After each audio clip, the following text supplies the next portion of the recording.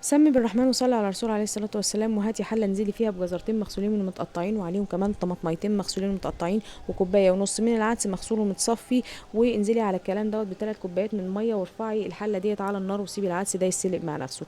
بنجيب بعد كده العيش الابيض الشامي الحلو دوت، بجيب 3 ارغفة او 4 على حسب الكمية بتاعة الناس عندك، ونبدأ نفصل كده الوش عن الظهر، واجيب بقى المقص بتاع المطبخ وابدأ اقص العيش دوت بالطريقة اللي احنا اتعودنا عليها وعملناها في كذا فيديو قبل كده. بنقسمه نصين، وبعد كده بنقسم دول وحدات بالطول، ونقطع كده مكعبات. انا عايزه العيش دوت يبقى مربعات صغيره كده شكلها ظريف وشيك زي ما عملنا في كذا فيديو قبل كده. باخد بقى العيش دوت وتقليه على النار في الزيت، تحطيه في الاير فراير لو عندك، تحطيه تحت الشوايه المتوفر عندك. انا اديت له رشه كده من الزيت وهدخله الفرن يتحمص معايا. انضف بقى مكاني كده وامسح من اي نقطه زيت ولا حاجه جت على المكان، وادخل العيش دوت الفرن يتحمص. طلع معايا بالجمال دوت. اهم حاجه تديله رشه الزيت البسيطه ديت، واركنه على جنب، وارجع للعدس بتاعي بلاقيه اتسلق كده واستوى. طبعا الخضار مش هيتسلق، بجيب بقى الهاند بلندر واضربه. ما عندكيش هاند بلندر بتستني عليه شويه يبرد وتحطيه في الخلاط وتضربيه لحد لما يبقى كله عصير كده، شوربة عدس ممتازة، مفيش اي ملامح للخضار بتاعنا وشوربة العدس بقت تمام. بجيب بعد كده بصلاية حلوة كده، بكون بشرها بالمبشرة او ضربها في الكبة، منعمها خالص عشان مش عايزة اشوف لها اي ملامح، وبنزل على البصلاية ديت بشوية من الملح وشوية من الزيت.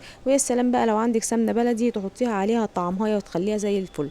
بعد كده برفع البصل دوت على النار، وافضل احمر في البصل دوت واقلب فيه لما البصل دوت ياخد معايا اللون الذهبي الجميل ده، لانه بيفرق في طعم العدس جدا، بيخليه طعمه ممتاز. فتفضلي تحمري فيه لحد لما يبقى بالشكل الجميل ده. بنزل بيه على العدس، وبعد كده مش عايزه اشوف ملامح للبصل دوت، باخده بالهاند بلندر دب دب كده تضربيه، خلاص ما بقاش البصل باين معايا. لو ما فيش هاند بلندر احنا عارفين احنا هنتصرف ازاي. كده العدس شوربه العدس بقت ممتازه وجاهزه زي الفل. هعمل بقى جنب الفطار الجميل دوت، او لو في ايام فطار هتعمليه غدا، هعمل ايه؟ هجيب بقى 4 طماطمات 5 طماطمات على حسب كمية الناس عندك برضو، وبقطع الطماطماية كده اشقها بالطول بتاعها، بس مش للاخر، بسيبها شابكة في بعضيها في جزء صغير من تحت. تمام. بعد كده بجيب 4 فصوص من الثوم، وعندي هنا الفلفل طبعا بتكوني طحناه، عملناه مع بعض. الفلفل اللي هو الشطة دوت بنطحنه كده في الكبة مع الفلفل، فلفلاية خضراء وشوية من الملح، ونعصر عليه ليمونة ونركنه كده في التلاجة بيعيش معاكي سنة واكتر. بنحط بقى الفلفل دوت على الثوم وشوية من الكمون وشوية من الكزبرة وعصرة ليمونة، ولو عندك شوية خل يبقى خير وبركة، وقلبي كل الدقة ديت مع بعضها حاجة كده تحفة. نجيب بقى الطماطم بتاعتنا ونبتدي ندخل فيها بقى الدقة ديت عشان نعمل احلى طبق طماطم مخللة جنب شرب العدس بتاعتنا والعيش المحمص. لسه احنا لسه ما خلصناش، اصبروا اصبروا. تمام. نحط بقى كده الطماطم نعبيها بنفس الشكل والطريقه ديت. بجد الطماطم دي تحفه، الطماطم المخلله عملناها مع بعض قبل كده، بتتاكل جنب اي حاجه، بس النهارده هتعلي مع شوربه العدس جامد جدا وهتبقى طعمها جنان.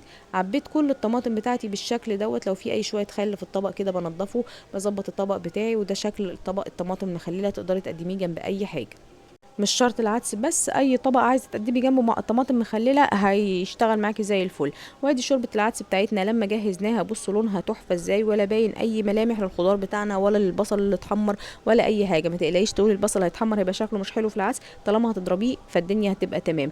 ودول بقى العيش اللي حمصناه وشويه رز بالخلطه كنا عملناهم في فيديو منفصل لوحده نزل من يومين تقريبا. على العموم انا هسيب لكم اللينك بتاع الفيديو بتاعه في الكومنت لو بتشوفوني من الفيسبوك، لو في اليوتيوب هسيب اللينك بتاعه في الوصف بتاع الفيديو عشان تقدروا ترجعوا له لو عايزين تشوفوا الطريقه. وكان معايا النهارده اكله سهله وسريعه ومش مكلفه، اقتصاديه، تنفع لغدا لو ايام من غير رمضان. لو في رمضان فهو فطار رمضاني حلو جدا، مش مكلف، طريقته حلوه وسهله وسريعه واقتصادي كده للوقت الجزء الاخير كده بتاع رمضان، لما بنكون زهقنا كمان من الاكل والصواني والمحاشي. فالفطار ده حلو قوي، اعملوا هتلاقوه فعلا مختلف عن الفطارات التانية والتجهيزات التانية اللي بنجهزها في رمضان. وبرده زي ما قلنا في ايام غير رمضان هيبقى برده غدا مختلف حلو وسهل وسريع واقتصادي للازمه الاقتصاديه اللي احنا بنمر بيها اليومين دول. اقول لكم دلوقتي سلام، وما تنسوش اللايك والمتابعه للفيسبوك واشتراك قناه اليوتيوب، واستنوا.